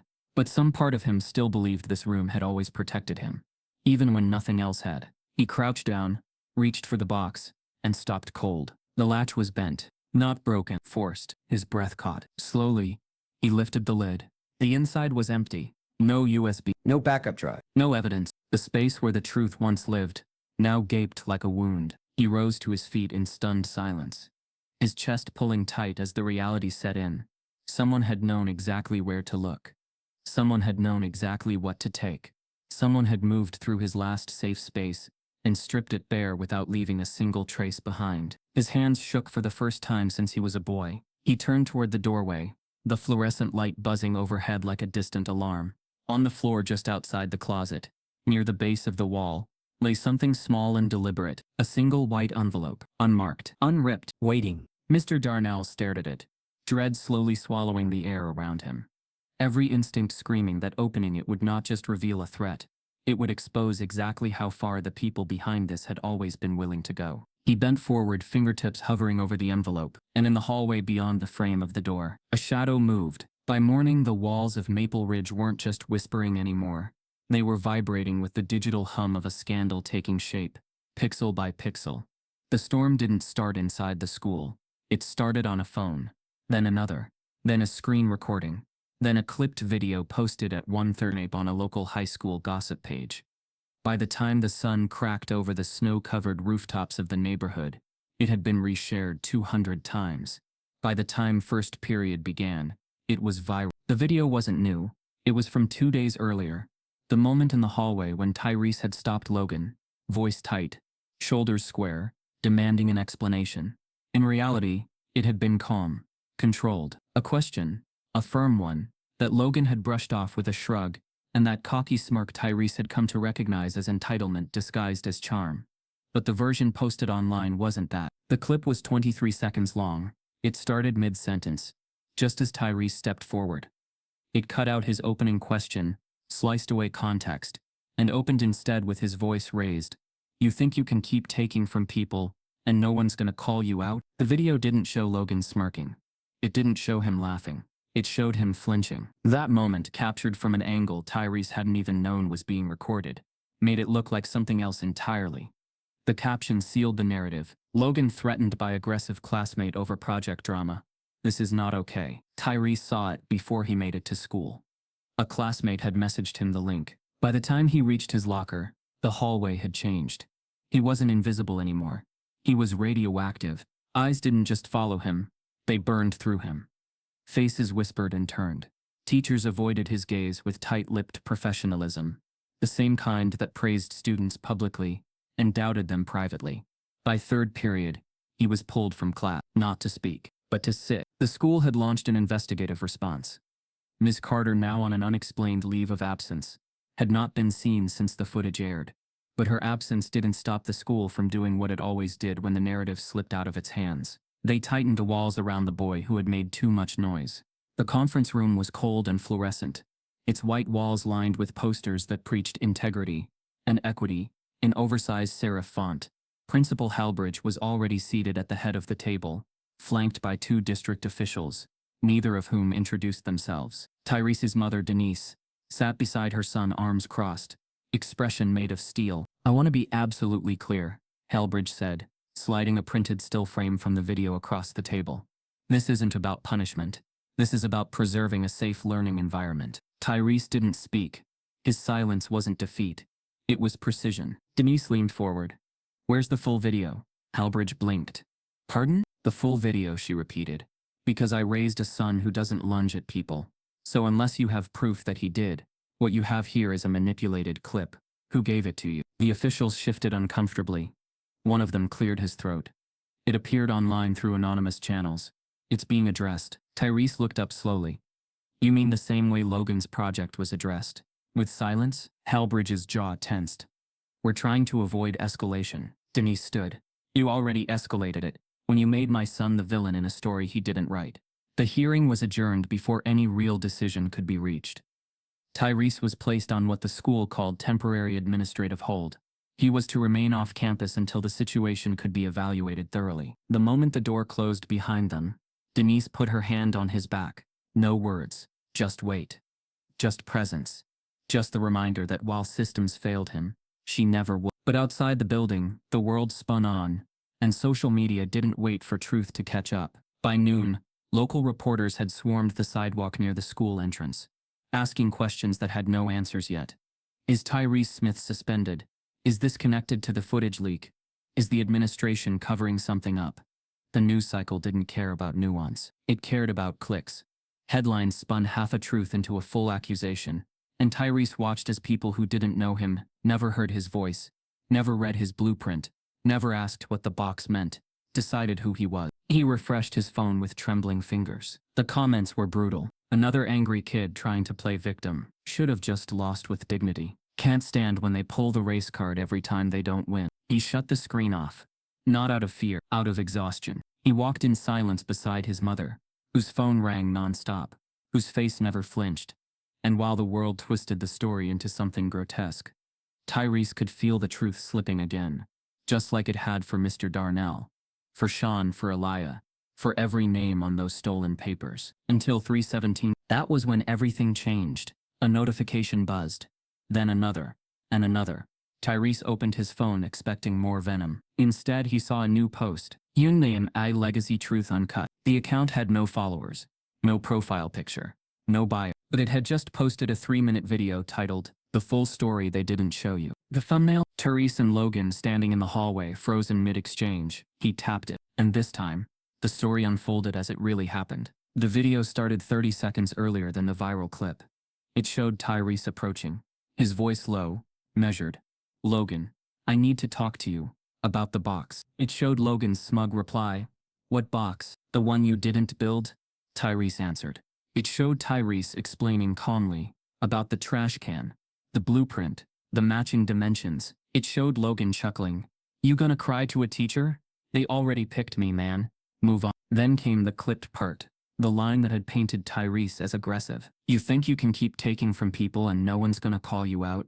But now, with full context, the line didn't sound threatening. It sounded prophetic. The video ended with Logan saying, "Go ahead, no one's gonna believe you anyway." Tyrese sat in stunned silence. So did half the internet. Because within minutes, the video exploded, shared, reposted, translated. Tyrese was right. Began trending. And then came another post from the same account. A zip file. Labeled simply, "Full footage. Classroom theft." The raw video, uncut. Exactly what Tyrese, Mateo and Mr. Darnell had watched that night in the equipment shed. It was out now. Not in a folder, not in a janitor's drawer, not in whispers, but out where no one could hide it again. Denise's phone rang. A reporter from Channel 14. Then another, a legal organization offering representation. Then Darnell, texting from a number he hadn't used in years. "That wasn't me. I didn't leak it. Tyrese stared at the screen. If it wasn't Darnell, and it wasn't Mateo, then who had posted it? But before the thought could form fully, a knock came at their front door. Not loud, not urgent, just deliberate. Denise opened it cautiously. Standing on the porch was a young woman in her 20s. Brown leather jacket, wind-chapped cheeks, eyes sharp with purpose. She held up her phone, and on the screen, the iLegacy Truth, uncut profile. I'm the one who posted it, she said. But I didn't do it alone. She reached into her pocket and pulled out something small. A cracked USB drive. Mr. Darnell gave this to my older sister, she said. Back in 2006, she was one of the students who tried to tell her story. She paused. She didn't get justice, but maybe now someone will. Teresa's hands trembled as he took the drive. It wasn't just about his story anymore. It never was. By the next morning, the school didn't belong to Maple Ridge anymore. It belonged to the world. News vans lined the street in front of the campus. Their satellite dishes pointed skyward, like weapons. Reporters walked the sidewalks with mics in hand, hungry for quotes, spinning updates every hour as new clips, new files, and new accusations surfaced across social platforms. Students filmed walkthroughs like documentaries, narrating past injustices they'd always felt, but never had proof of. Former graduates commented on threads with stories long buried, assignments repackaged, awards redirected, recognitions they were told they almost won. What had begun as one stolen project had turned into a reckoning. Tyrese watched the chaos unfold from his bedroom window, the weight of it pressing into his chest like history demanding oxygen. He hadn't gone back to school. No one had asked him to, not officially. His administrative hold had quietly vanished once the footage spread. There had been no apology, no correction, just silence. Like the system was pretending its mouth was full so it wouldn't have to admit it had lied. The phone calls started early. Outreach from student groups, advocacy pages, podcasts. Then came the email from a representative of the school board. We'd like to speak with you directly, Tyrese. About a resolution. Resolution. As if all of this was a misunderstanding. As if everything that had been taken could be measured in polite terminology. Denise read the message twice, then deleted it. They don't want to fix anything, she said, her voice sharp. They want to control what fixing looks like. Tyrese didn't argue. He knew she was right. But what they didn't expect was how deep the board would dig, and who they would target next. By Thursday afternoon, the headlines took a sharp turn. Janitor behind viral school leak. Has troubled past. The article came from a well-funded regional site known for pro-district messaging. It included a half-truth buried in a mountain of spin. That Mr. Darnell had once been involved in a campus dispute decades ago over property ownership, implying that he'd previously been reprimanded for inappropriate academic conduct. The story never mentioned that the property in question was his own patent design, only that he'd refused to follow protocol, and had exhibited combative behavior when asked to drop his accusation. By evening, the smear campaign had gone wide. Board officials issued a statement not condemning the theft, but condemning the breach of internal security systems and the unauthorized release of sensitive school property. They framed Darnell's whistleblowing as reckless, dangerous, even criminal. There were whispers of termination, a forced retirement, legal review. Tyrese scrolled through the articles, his stomach turning with each line. They were trying to make the man who gave him truth look like a threat. Not because he had done something wrong, but because he had exposed what the school had always gotten away with. And yet, even amid the smear, the public wasn't buying it. Not all of them. Under every accusatory headline, comments poured in. Angry, sharp, relentless. They're scapegoating him. So it's only wrong when the wrong person tells the truth. They stole from a kid and fired the one man who helped him? Still, it was clear the board wasn't backing down. They had shifted the target, made Darnell the villain to preserve the school's illusion, and behind closed doors, they were mobilizing. The Friday board meeting was moved from the usual conference room to the auditorium. Too many press badges, too many eyes. The tone was stiff from the start. The board members lined up behind a table like statues, men and women in pressed suits, their eyes flickering only when confronted. Tyrese didn't attend, but Ava did. She sat in the second row, next to a student activist group that had started printing pins reading "Built by Tyrese and Darnell deserved better." As the meeting opened, the board's chair, Patricia Glenn, stepped to the podium and addressed the room with forced calm. "We understand the concerns," she said, "and we are deeply committed to investigating the matter with fairness and transparency." But every sentence that followed betrayed that promise. They talked about unauthorized access, about student privacy, about staff safety. Logan's name wasn't mentioned once. Tyrese's only appeared when someone from the audience shouted it. They didn't speak of theft. They spoke of disruption. They didn't speak of legacy. They spoke of liability. And when Ava stood to ask why the board hadn't addressed the footage itself, the actual video showing the theft, the collaboration, the cover-up, she was shut down with a cold, practiced smile. "We cannot comment on ongoing internal investigations," Glenn said, "especially those involving sensitive personnel matters." That night, the school's silence roared louder than ever. But truth has its own rhythm, and sometimes, it walks into the room wearing a press badge. Natalie Barrett had been covering education stories for a decade, but she hadn't expected a local student protest to pull her back into the orbit of a family name she hadn't seen in 15 years. She sat in her office at the Channel 14 newsroom, watching the footage again, frame by frame, noting something no one else had, not the theft itself, but the posture, the familiarity between Logan, Miss Carter, and Halbridge. The way Logan spoke to adults, like someone who never expected to be questioned. She knew that tone. She had seen it before. It took her less than a day to dig through the yearbook archives. Maple Ridge had digitized them poorly, but poorly was enough. She found what she was looking for in the 2003 edition. A full-page spread on alumni legacies, and there in the bottom corner was a photo she hadn't expected to find. Benjamin Halbridge, Michael Whitmore, Samantha Carter. The caption read, "The next generation of Ridge donors and future leaders. The Legacy Trio." They weren't just classmates, they were co-founders. Of what, the photo didn't say, but Barrett knew how to read between lines. She called her editor. "I need access to the district's public donor records.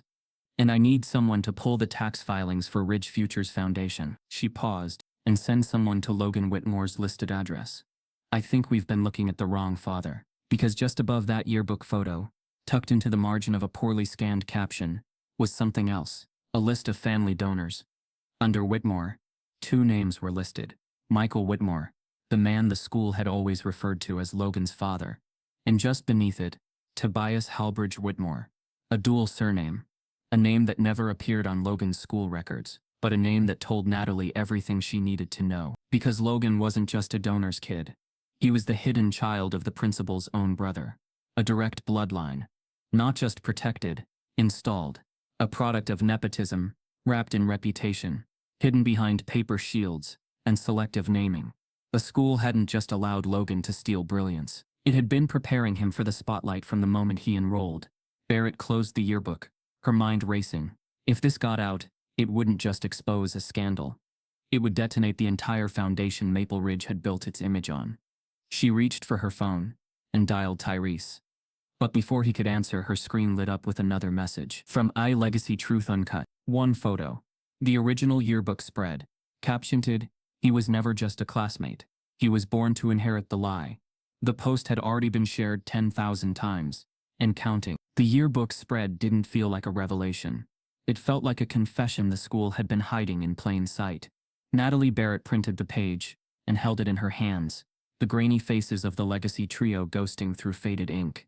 Halbridge, Whitmore, Cart, 3 smiles stitched together by promises, power, and the understanding that doors always open wider when built for the right kinds of names. And beneath that caption, buried where the eye might skip if it wasn't looking for wounds, sat the surname that stitched their families together. Halbridge Whitmore. It wasn't an accident. It was lineage. It was inheritance masquerading as merit. And it was the missing thread that tied the scandal, not just to favoritism, but to a generational structure crafted to recycle opportunity among itself. By late afternoon, the newsroom had turned into a command station. Screens glowed with public records, archived financial filings, and scanned court documents that rattled with memory. Barrett worked quietly, her fingers moving across the keyboard like someone unlocking sealed vaults one click at a time. She wasn't chasing gossip. She was chasing truth with a shape. Her producer slid a folder onto her desk. "We pulled the corporate registry for the Ridge Futures Trust," he said. "And you're going to want to see the board of directors list." Barrett opened the file. There it was, Tobias Halbridge Whitmore, treasurer. Michael Whitmore, silent investor. Benjamin Halbridge, supervising director, family, disguised as structure. The room hummed with low conversation and tension. Barrett leaned back, piecing together the map forming between past and present. The puzzle no longer revealed bias disguised as preference. It revealed theft disguised as legacy. What about Tobias? She asked. Anything beyond the foundation? Her producer hesitated. The kind of hesitation that knew the answer carried weight. We found an older file, he said.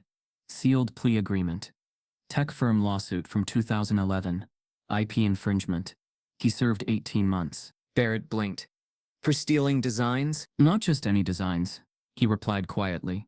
The case references an unfiled engineering submission from a junior development intern. The wording, it sounds familiar. The air around them tightened. She didn't say Darnell's name out loud. She didn't have to. The documents spoke like echoes, patterns repeating under different ceilings, in different rooms, wearing different suits. Barrett's chest sank with a heavy, sickening clarity. This was not accidental convergence. This was habit refined over time, moving from corporate floors into school hallways. The same appropriation repackaged through prestige and presented as natural brilliance. And now, it had grown teeth. Get me an address, she said quietly. We're going to talk to him. The Whitmore residence sat behind a tall iron gate, where clean hedges and long driveways signaled wealth that never had to introduce itself. The evening sky filtered gold across polished stone, but the quiet of the house felt uneasy, like a museum that refused to admit how much of its art belonged to someone else. Barrett stepped from the car with calm composure. Flanked by a small crew member holding a discreet camera, she didn't storm forward. She waited. She watched the front door open with practiced ceremony. Tobias Halbridge Whitmore emerged, in an immaculate coat and controlled smile, the kind of smile trained over years of negotiation rooms and corporate handshakes. His presence didn't simply fill space. It assumed, I heard you've been making quite a story, he said, voice smooth, conversational. Channel 14 tends to enjoy theatrics. Barrett met his gaze without flinching. Facts tell themselves, she replied. We just provide a microphone. He gave a small laugh, the dismissive kind, then walked her toward the courtyard, keeping his voice low, calm, measured, not defensive, not fearful, prepared. Let's not pretend we don't both understand how media cycles work. Tobias said, young people get loud, something gets twisted, a narrative forms, and eventually the truth lands somewhere in the middle. But it never stays. This dramatic. Barrett didn't interrupt him. He wasn't explaining, he was buying time. You're concerned about your son, she said. Every father is, he replied. But you're not here about parenting, Miss Barrett. You're here because you think you've stumbled across a scandal grand enough to print. She carefully unfolded a photo printout, his younger face beside Halbridge and Carter, and held it where he would have to look at it. You've been preparing Logan's future since before he ever walked into Maple Ridge, she said softly. He didn't stumble into opportunity. He was placed inside a system built to reward him before effort ever entered the room. The edges of his polite smile stiffened. That's a stretch, he said. Schools support donors. Donors support schools. That's tradition. That's how these institutions sustain themselves. And intellectual theft? Barrett asked. Is that tradition too? He didn't answer. His eyes hardened, just enough to show the first crack beneath the surface. So she continued. In 2011, you signed a plea agreement for appropriation of proprietary engineering concepts belonging to a junior employee. A man without the resources to fight a legal war. A man who lost his career in the process. A shadow crossed Tobias's expression. Not guilt. Not regret. Something colder. Recognition. You went digging, he muttered. You didn't just go digging, Barrett replied quietly. You went collecting. And his name intersects with this story again. She let the silence speak its accusation. Mr. Darnell was not an unfortunate echo in a repeating system. He was a target of a lineage that knew how to recycle exploitation across generations. This isn't about your son making a mistake, Barrett continued. This is about a family conditioned to inherit other people's brilliance. You didn't teach him to create. You taught him to claim. The softness in her tone, the restraint cut sharper than any accusation. And Tobias finally dropped the pretense. He exhaled slowly, his voice lowering, shifting from performance to strategy. You'd be wise, he said, to consider what you're touching here. You're not uncovering injustice. You're disrupting structure. You're pulling at threads woven into very powerful rooms. And rooms like that, he added, stepping closer, don't like being exposed by evening news reporters chasing moral theater. It wasn't threat in words, it was threat in tone. A reminder that power was accustomed to winning by attrition. I know your story, he said, softer now. I know your brother's scholarship that slipped, your mother's case that never made trial. You've been circling institutions for years, trying to rewrite a life you think was taken from you. You've made a career out of bitterness dressed as righteousness. Barrett did not flinch, because every word he spoke revealed something deeper. Not about her, but about him. He only knew how to weaken others, by turning truth into personal failure. He leaned forward. If you keep airing this, he whispered, it will destroy careers. It will destroy reputations. It will destroy families. And it will not be ours. Barrett felt the moment crystallize. The familiar chill of watching a powerful man mistake intimidation for control. The same posture she had seen in boardrooms, case files, and depositions where truth arrived as inconvenience instead of obligation. She looked at him steadily. Families have been destroyed for decades, she said, voice wrapped in something colder than anger. Justice, just not yours. He opened his mouth to reply, and only then did he notice the small wireless microphone clipped to the seam of his coat collar, placed by the quiet technician who had leaned forward when greeting him, disguised as courtesy. The feed wasn't just recording. It was already broadcasting. Live. The auditorium was packed not with the polite applause that had once propelled Logan into glory, but with a restless crowd buzzing on the electricity of truth just barely contained. The stage itself, once draped in festive garlands and student art, now stood stripped of artificial decorum, replaced with screens, cameras, and the hum of national media equipment. Reporters whispered into headsets, cables wound like vines splitting into every direction, and the murmur of anticipation drifted through the air like static. This was the same stage where Logan had first been crowned a champion of innovation, where applause had once washed over him like a halo. But tonight, the halo had shifted. Tyrese stood at the edge of the curtains, his breath measured and slow. The blueprint Darnell had given him rested against his side, a grounded truth pressed against his ribs like a heartbeat. Around him, students and families packed the rows, some wearing handmade signs reading "Truth wins" and "Real innovators deserve credit." Others simply watching with open curiosity, their faces lit by the glow of large video screens that framed the room. This wasn't a rally, it was a reckoning. He hadn't expected so many people, not with this intensity. The momentum behind his story had built far beyond what he ever imagined when it began, with a prototype box and a classroom contest. But here it was, parents from districts miles away, educators demanding reform, former students whose own voices had been lost to time. Some wore pins with names like Sean Dunbar or Elijah Johnson, names Tyrese had seen in Darnell's folder, names that were no longer forgotten. Tyrese stepped forward as his name was called by the event's host, a respected civil rights advocate who understood that this gathering was no longer about competition, but justice. The applause that washed over him wasn't timid, it wasn't polite, it was hungry, as if the audience had waited generations to finally hear a story that felt like theirs. He took the microphone, feeling the weight of that silence settle around him before he spoke. Tonight is not just about what was taken from me, he began, his voice steady but luminous with emotion. It's about the truth that was never meant to be heard. Behind him, the main screen lit up with the raw footage from the classroom. Not the edited clip that once twisted his words, but the uncut truth. Every moment played out with deliberate clarity. Logan entering after hours. Ms. Carter stepping in shortly after. Halbridge waiting at the bottom of the stairs. The room watched every frame, not with accusation, but with awakened awareness. I didn't build this alone, Tyrese continued, eyes sweeping over the sea of faces. I stood on the shoulders of every student whose idea was repackaged, every voice that was diminished, and every person who was told they weren't worthy of being heard. The auditorium didn't exhale. It pulsated, and then Darnell's design appeared on the side screens, the original blueprint he had held onto for decades. The camera zoomed into the annotations, the subtle handwriting, and the precise engineering that had once been dismissed by those who believed privilege outran talent. A ripple ran through the room like a tide reaching shore. Tyrese didn't just show a story. He showed theft in its most unguarded form. Not an abstract idea, but a pattern backed with evidence strong enough to fracture decades of curated image. They tried to rewrite our stories, he said, stepping aside just enough for the audience to see the next slide. A list of student names from Darnell's file. Not just famous names on plaques, but the ones who never made walls because their brilliance was never honored. But stories don't disappear when they're exposed to light. There was a stillness then, deeper than the breath held when a symphony pauses before the final movement. The audience absorbed not just the theft but its cost, lost opportunities, silenced voices, reputations built on borrowed substance. Logan Whitmore, once poised and impeccably groomed, sat near the front row, flanked by his mother and distant relatives.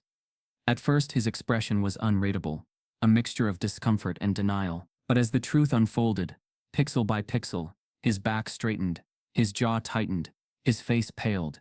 He wasn't a boy anymore, but a symbol exposed under stadium lights. When the footage showing Miss Carter advising him played, Logan flinched visibly, as if the humiliation was not just a moment in time but an echo against his entire identity. His mother looked away, and when Halbridge's image, younger, confident, sealed in privilege, appeared, the auditorium sound buzzed like a struck chord. Tyrese watched it all, with something deeper than anger. He felt the expansiveness of truth, not as revenge, but as revelation. When his speech ended, the applause wasn't just measured, it was restorative.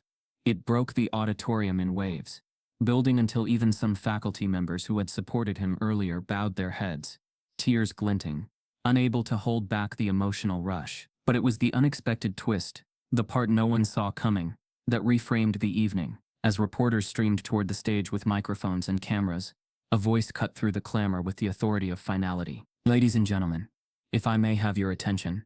It was the head of the National Patent Office, a dignified woman in a tailored suit, stepping onto the stage from the wings. The room quieted like a held breath. Her expression was solemn but unwavering. "We've reviewed the documentation submitted in relation to this case," she announced, holding a sealed envelope in her hand that bore the official red stamp of the United States Patent Office. "And we have reached a decision." The hush that followed wasn't silence. It was gravity. Tyrese watched her unfold the letter. Not as an afterthought, not as a consolation, but as judgment. After thorough examination of the original design evidence presented, and in conjunction with our own archival comparison, it is our decision to grant a patent to this design. She paused, letting those words settle like stones dropped into still water. For Tyrese Marshall, effective immediately. The auditorium erupted, not in applause this time, but in choked breaths, sobs, astonishment. The national media crews swarmed with lights, flashes, and questions too loud to fully interpret. Parents hugged their children. Students stood with mouths open. Some cried, some laughed, some simply trembled. It was more than vindication. It was restoration. And yet in the press rush, Logan stood motionless, his gaze fixed not on the celebration but on the patent letter itself, as if its existence erased the foundation he'd built his recognition on. On the far side of the stage, Mr. Darnell watched with eyes that glinted like stars before dawn. Pride and pain mixed in his expression, not as conflicting forces, but as parallel truths that had finally met. Tyrese felt someone tap his shoulder. Denise stood there, her face alight with tears and steady certainty. "I knew they couldn't ignore you forever," she whispered, her voice trembling. Tyrese nodded, though his heart had not yet finished digesting the moment. Then he noticed something peculiar. Someone was standing silently by the back entrance of the auditorium. A young woman he didn't recognize, tall and lit by the glow of a camera crew that hadn't yet spotted her presence. She held something small in her hand, a single envelope, pale against her darker coat. Her eyes met his for just a second, brief, distinct, and unmistakably urgent. Before he could question who she was, what she wanted, or how she got there, she lifted the envelope just enough for him to see the bold print across the front. "Top secret. Do not open until spoken to directly." The woman scanned the room once, her gaze flicking between reporters, security, and the one boy whose truth had just rewritten decades of buried lies. Then she turned, walked down the empty aisle toward him, and before Tyrese could speak, she leaned in and whispered, "You're only halfway done." The broadcast didn't end when Tobias Halbridge Whitmore realized the microphone was live. It began there, his words spoken with the slow, practiced confidence of a man who believed power lived in how calmly he threatened people, rippled across living rooms, classrooms, city buses, hospital break rooms, quiet kitchens, and small apartments where muted televisions suddenly grew louder. His tone carried the chill of entitlement, that quiet, generational arrogance that had assumed no one would ever hold it accountable. But now the world had heard him, not as a philanthropist, not as a pillar of the school board's shadow network, but as the architect of a legacy built on stolen ideas and sealed doors. The clip spread in seconds, cut, reposted, captioned, embedded. People heard the dismissive cadence in his voice, the casual cruelty tucked between syllables, the way he framed truth-telling as a threat to structure. They didn't hear a man frightened about his reputation. They heard someone terrified of losing control. And across the country something shifted. Students watched and recognized patterns that had followed them their entire academic lives. The paper they wrote that someone else was praised for summarizing.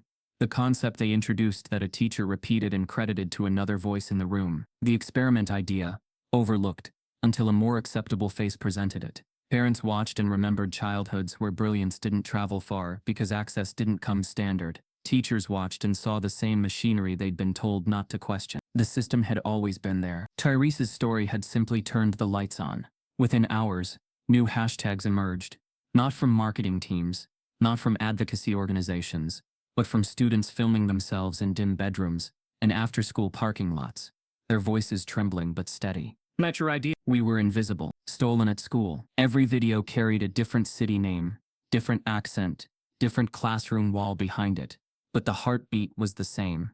A girl in Ohio described the STEM robotics design she coached her partner through, only to watch him take home the award while she was thanked for assisting. A boy in Georgia talked about a scholarship essay prompt that mirrored his original personal narrative, except it appeared that another student developed a similar story. A college freshman in Oregon held up a notebook with sketches she had turned in 2 years earlier, now a featured project in her teacher's professional portfolio. Their pain wasn't new, it was just finally being believed. Tyrese scrolled through the stories in silence, each confession pressing deeper into him, not crushing him, but grounding him. His name was now part of something much larger, something he had never chosen but could no longer separate himself from. Denise watched from across the room, hands folded, eyes soft with worry and pride intertwined, so tightly they felt the same. "You didn't start this," she said softly, "but you gave people permission to remember." Tyrese nodded, not because the truth comforted him, but because it rooted him. He didn't feel like a symbol. He didn't feel like a headline. He felt like a boy who had tried to be seen, and discovered how many others had tried too. Journalists began calling Mr. Darnell, not for scandal pieces now, but for testimony. His quiet voice found microphones it had never been offered before. He spoke not with bitterness, but with precision, refusing to let pain become spectacle. He told the story of his stolen design, his lost scholarship, his decades of sweeping the same floors where he once dreamed freely, and he did so with dignity that outshone every attempt to smear him. For the first time in his adult life, someone wrote his name beside the word inventor. Requests came from universities, policy councils, educational task forces, in conference rooms that once closed their doors to men like him. People listened as he explained how institutions didn't simply overlook Black innovation. They repackaged it. He didn't raise his voice. He didn't have to. History spoke for him. The school board, under mounting pressure, released a new statement. Not a polished deflection, but a fractured admission. Investigations, reassignments, Halbridge placed on indefinite leave, Miss Carter quietly removed from district roles. Logan no longer smiled in trophy photos. His name became a footnote in conversations about privilege and unearned platforms. Yet none of those actions felt like victory. They felt like maintenance repairs made only when the leak finally flooded the floor. The real shift was happening somewhere else entirely. In classrooms where teachers changed how they credited ideas. In workshops where students wrote their names boldly across every draft. In district meetings where parents demanded transparency in program selection. What began as one blueprint had spread into a blueprint for accountability. And that terrified the same people who had built their reputations on silence. Still inside the noise, there remained one place untouched by spectacle. One place where the story wasn't filtered through cameras or court filings. The custodial hallway. The floor wax machine hummed gently that afternoon, its familiar rhythm echoing through the narrow corridor as sunlight pressed weakly through the frosted window near the exit. Mr. Darnell stood in his small office one last time, his name tag resting on the desk beside a folded envelope bearing the district seal. Retirement. Not forced. Chosen. He had been given apologies. Formal, public, cautious, the kind that acknowledged oversight and historic misunderstanding. But that wasn't what brought him here. What brought him here was something quieter, heavier, closure that had arrived too late to fix the life it once could have changed. He moved slowly through the room, not packing belongings so much as saying goodbye to echoes.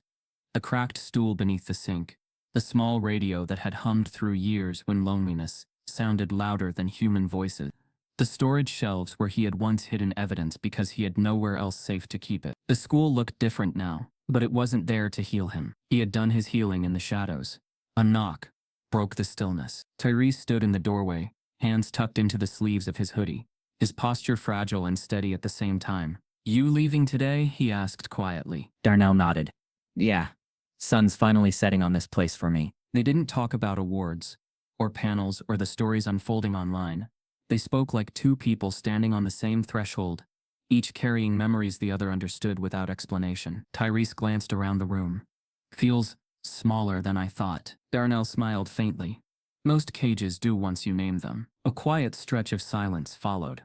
Not uncomfortable, not hesitant, just full. Then Darnell walked to the desk drawer and pulled out a folded piece of paper, worn thin from years of being unfolded and refolded. The edges were frayed, the lines softened by time. He held it for a moment in his palm, before placing it gently into Tyrese's hands. The blueprint, not a copy. The original. The one the world had never acknowledged.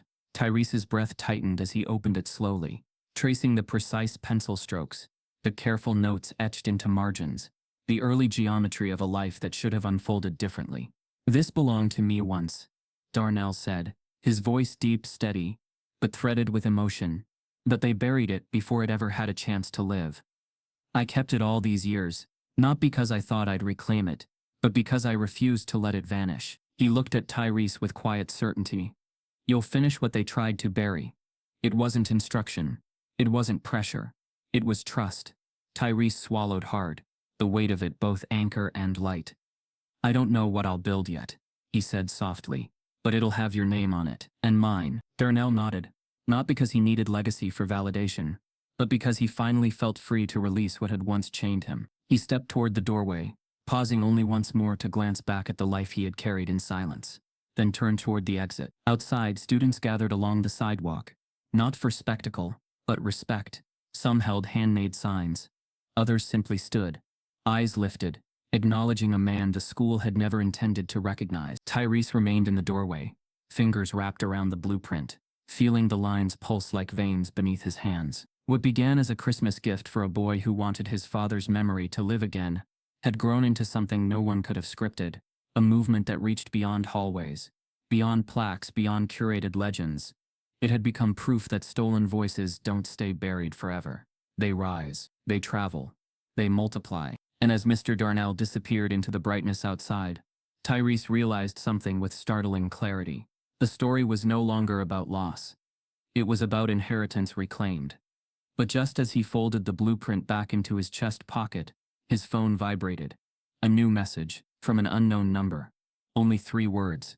They weren't done. "If you believe her story deserved justice, type yes in the comments." Have you ever witnessed someone stay silent when they should have stood up? Subscribe to stand with every voice that's been silenced, and every truth that's been buried. Because these stories aren't just hers.